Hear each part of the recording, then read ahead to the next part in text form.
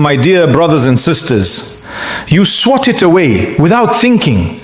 A tiny creature lands near your food, and your first reaction is anger, disgust, irritation. You crush it and you move on. But what if I told you that in that very moment you might have pushed away a hidden mercy, a door of rizq, a sign that was never meant to be destroyed? What if the things you hate are not your enemies, but silent carriers of blessings? Sounds uncomfortable, right? Good, because sometimes the truth doesn't come wrapped in comfort. It comes as a shock to wake your soul up. You keep asking Allah for wealth. You keep raising your hands saying, Ya Allah, increase my rizq, remove my financial stress, open doors for me. But have you ever stopped and asked yourself, what if the answer already came and I rejected it? What if Allah sent you signs, small, unnoticed, and you ignored them because they didn't look like what you expected? You expected gold, Allah sent something small. You expected ease, Allah sent something that required patience, and you dismissed it. Listen carefully. Allah says in the Quran, وَمَا مِن دَابَّةٍ فِي الْأَرْضِ إِلَّا عَلَى اللَّهِ رِزْقُهَا. And there is no creature on earth except that upon Allah is its provision. Read that again slowly. No creature, not the big ones, not the beautiful ones, not the ones you like. Every single creature, even the ones you crush without thinking, their rizq is written, their existence is sustained, their presence is not random. So who are you to think they have no purpose in your life? You see an insect and you see annoyance. Allah sees a creation fulfilling its role. You see something small, Allah sees a system, a balance, a wisdom. And here's the part that will shake you. Sometimes Allah sends blessings in forms that test your reaction before they reward your patience. You want wealth? Then learn to recognize how Allah sends it. Not everything that looks like a nuisance is a curse. Some things are hidden gifts, but only those with awareness receive them. Tell me, how many times have you felt your home is tight?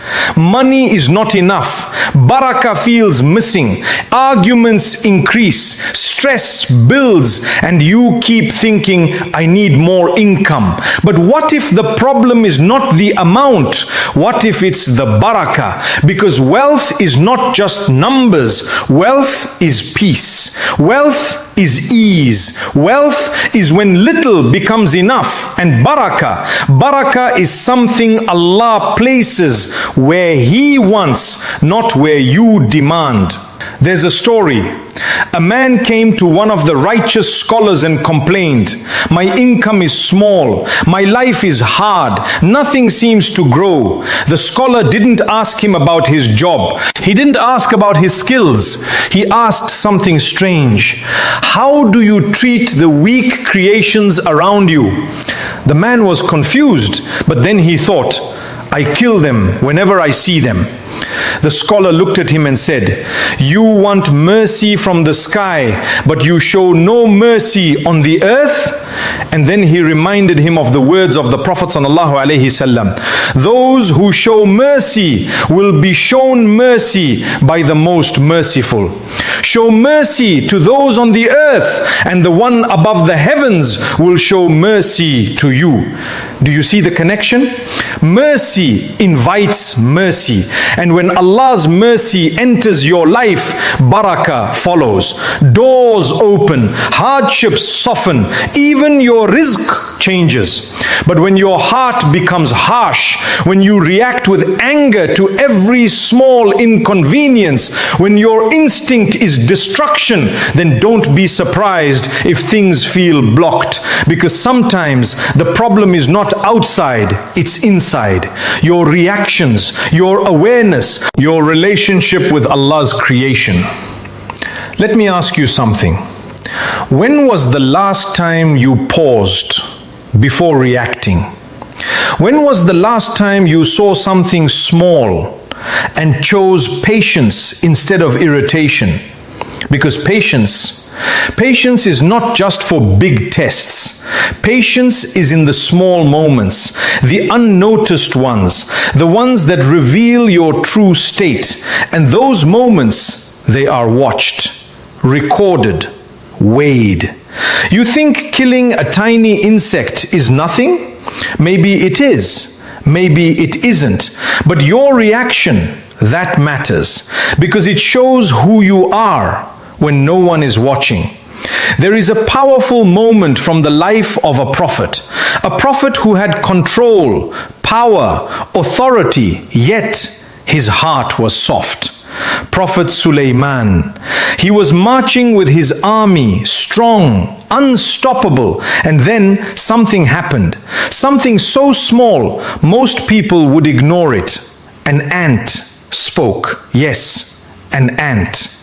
Allah tells us in the Quran, حتى إذا أتوا على واد النمل قالت نملة يا أيها النمل ادخلوا مساكنكم لا يحطمنكم سليمان وجنوده وهم لا يشعرون.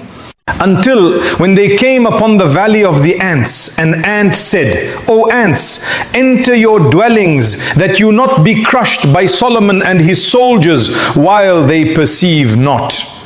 What did Sulaiman alayhi salam do? Did he ignore it? Did he laugh? Did he crush them? No. Allah says, فَتَبَسَّمَ ضَاحِكًا مِّن قَوْلِهَا. So he smiled, amused at her speech. He smiled, he appreciated, he showed awareness, and then he made dua. Because even in that moment, he saw a sign of Allah, a reminder, a connection. Subhanallah.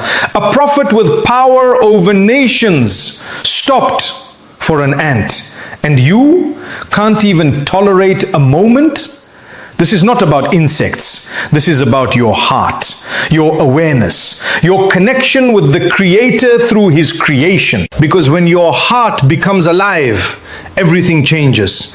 You start seeing signs everywhere. You start understanding that nothing is random, not even the smallest creature. And maybe, just maybe, the things you keep killing were never meant to be destroyed. They were meant to teach you something, something that could change your life, something that could open doors you've been knocking on for years, but you were too distracted, too reactive, too impatient to notice. And that's where the real problem begins, because a person who cannot recognize small blessings will never appreciate big ones. A person who reacts with anger to tiny tests will collapse under major trials. Allah doesn't just test you with loss, He tests you with inconvenience. He tests you with irritation. He tests you with things that don't make sense at first. And your reaction, that determines what comes next. You want wealth? Then prepare your heart first. Because wealth without barakah is a burden.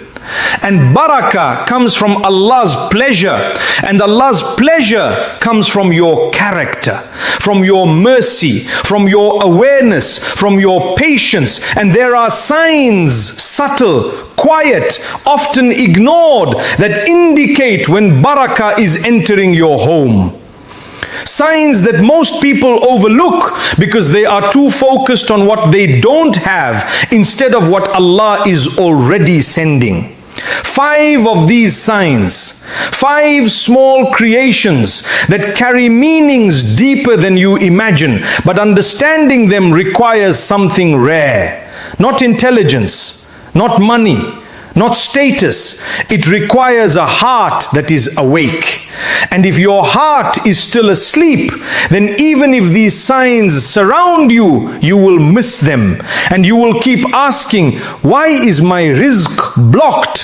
While the answer was right in front of you all along. You're still wondering, how can something so small have anything to do with my wealth? Because your mind has been trained to only only respect what looks big, big money, big opportunities, big changes. But Allah often hides the biggest shifts inside the smallest moments.